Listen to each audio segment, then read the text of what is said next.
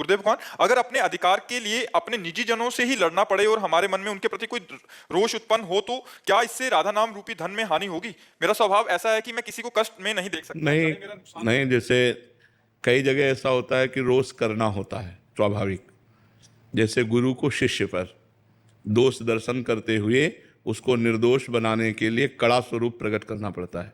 जैसे माता पिता को अपने पुत्र पर उसके दोष को देख करके उसे निर्दोष बनाने के लिए उसे शासन में लेना होता है, ऐसे अधिकारी को अपने अनुयायियों पर, जो उसके नीचे कर्मचारी हैं, उनको काम में लगाने के लिए, निर्दोष काम करने के लिए उनकी प्रमाद स्थिति न बढ़ पावे, इसलिए थोड़ा रोष प्रकट करना होता है। पर वो स्वांग माने अभिनय मात्र होना चाहिए, हृदय से क्रोधित नहीं होना चाहिए।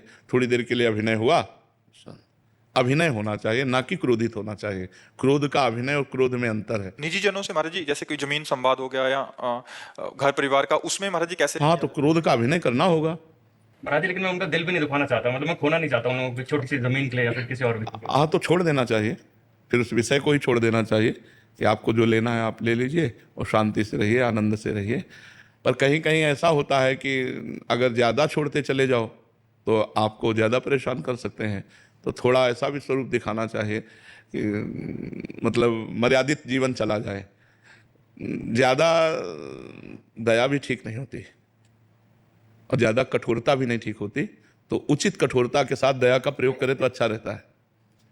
जैसे आप छोड़ दिए, अब वो अगले पॉइंट पर आपको कृपालु नहीं मानेंगे कि आपने कृपा की, वो अगला कदम उठाएंगे। फिर छोड़ दिया तो फिर अगला कदम उठाएंगे। और जब पहले ही कदम पर कि न्यायपूर्वक आप अपनी संपत्ति को ले सकते हैं, जैसे पांडवों ने कहा यद्यपि एक छत्र राज्य मुझे मिलना चाहिए, क्योंकि शर्त थी 12 वर्ष का वनवास और 1 वर्ष का अज्ञातवास पूरा होने पर पूरा चक्रवर्ती सम्राट पद आपको दे दिया जाएगा, तो हमें पूरा राज्य मिलना चाहिए। लेकिन यदि आप नहीं देना चाहते हैं तो हम बिना युद्ध किए राजी हैं, आप आधा राज्य दे दीजिए, हस्तिनापुर का राज्य आप कीजिए और इंद्रप्रस्थ का राज्य हम करते हैं। उनका नहीं देंगे। आखिरी में करुणा करके इस बात पर बात आई कि यदि वो 5 गांव दे देंगे तो हम 5 भाई काम चला लेंगे, लेकिन युद्ध नहीं करेंगे। तो दुर्योधन ने कहा सूजी के आगे की नोक पर नहीं दूंगा, तो कहा फिर महाभारत पक्का। तो भगवान संधि कराने गए थे, लेकिन भगवान की भी बात नहीं मानी। तो जब ऐसी जहां मूर्खता हो वहां फिर ज्यादा दया नहीं दिखानी चाहिए। नहीं, आपका भी परिवार है तो फिर परेशानी आ जाएगी। एक मर्यादा तक है, खाओ पियो आनंद से रहो, परिवार के हो या निजी जन हो। इसके बाद मर्यादा से अगर अतिक्रमण, तो फिर ऐसा भी होना चाहिए कि अगर हम बहुत सीधे बन जाएंगे तो बहुत हानि होती है। एक बार एक गांव में सांप बहुत परेशान किए हुए था, कोबरा। नारद जी निकले तो लोगों ने प्रार्थना की। तो नारद जी तो सर्वज्ञ हैं, सब भाषाओं का ज्ञान है। उन्होंने सांप से कहा आज के बाद इस गांव के किसी भी व्यक्ति को काटोगे नहीं। आज्ञा मान ली नारद जी की। तो 2 दिन बाद लौट के आए तो सांप घायल पड़ा था। तो उनका अरे तुम्हारी ये दशा कैसे हुई? बोले आपने करवाई। बोले क्यों? बोले आपने कहा काटना नहीं, तो जो आया ईंटा मार के चला जाता है।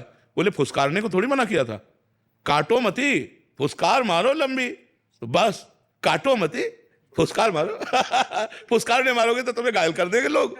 हाँ, फुसकार है, अगला कदम नहीं, तो बस फिर ठीक हो जाएगा। फुसकार की जरूरत होती है। अगर फुसकार की जरूरत ना हो तो आपको लोग बेवकूफ मानेंगे, आपको लोग पागल मानेंगे, आपको आपकी दयालुता और कृपालुता को आपको बुद्धू मानेंगे लोग। संसार का ऐसा क्षेत्र है, इसमें ज्यादा कृपालुता और दयालुता नहीं दिखाई जाती, इसमें धर्म पूर्वक निर्णय किया जाता है। हाँ, कहीं ऐसे ठीक है आप ले जाओ, खाओ पियो, लेकिन अगला कदम अगर उनका बढ़े तो फिर उसका विरोध होना चाहिए, क्योंकि परिवार है। अगर ऐसे होगा तो बहुत ही विचित्र है।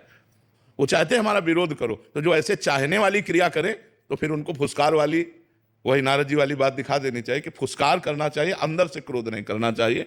देखो भगवान ने बचाने की कोशिश की कि दोनों भाइयों में युद्ध ना हो। दोनों भाई ही तो हैं, पांडु और धृतराष्ट्र के ही तो पुत्र हैं, तो बिल्कुल एक घर ही तो है। लेकिन फिर विनाश हुआ, पूरे कौरवों का विनाश हुआ। तो अगर हमें जरूरत पड़े तो दया करना चाहिए और जरूरत पड़े तो कठोरता भी करनी चाहिए। स्नेहा जी।